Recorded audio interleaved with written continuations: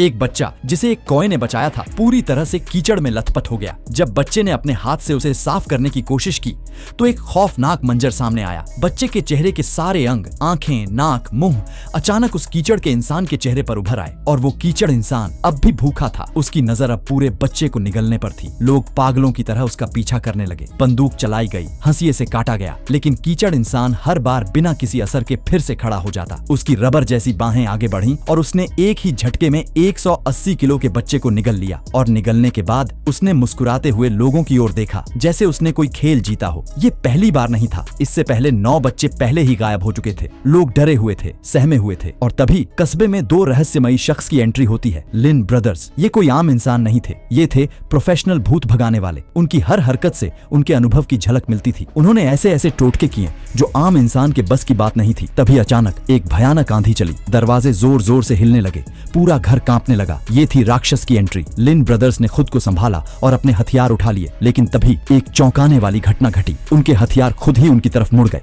लेकिन तभी जैक ने खुद को बंधन से आजाद किया और एक तीर सीधा राक्षस के दिल में घुसा दिया। एक काले धुएं के साथ राक्षस गायब हो गया और उसके स्थान पर सिर्फ एक गंदा पदार्थ बचा। जैक ने गांव वालों से कहा, यह राक्षस की आत्मा है, इसे बर्फीली पहाड़ियों में दफनाओ, तभी इसका अंत होगा। गांव वाले जाने ही वाले थे कि राक्षस फिर से जिंदा हो गया और जो हुआ उसने सबको हिलाकर रख दिया। दरअसल ये सब लिन ब्रदर्स की एक चाल थी। वो लोगों को डराकर उनसे पैसा ऐंठते थे और फिर उस पैसे को ऐशो आराम में उड़ा देते थे। लेकिन अब उन्हें एक खतरनाक काम सौंपा गया है, गायब हुए 10 बच्चों को ढूंढना। अगर वे नाकाम हुए तो उनका अंजाम होगा ग्रिम फ्राइज में बदल जाना। क्या लिन ब्रदर्स इस मिशन को पूरा कर पाएंगे या फिर ये शैतान फिर से कोई खौफनाक खेल खेलेगा? जानने के लिए जुड़े रहिए, क्योंकि असली खेल अब शुरू हुआ है।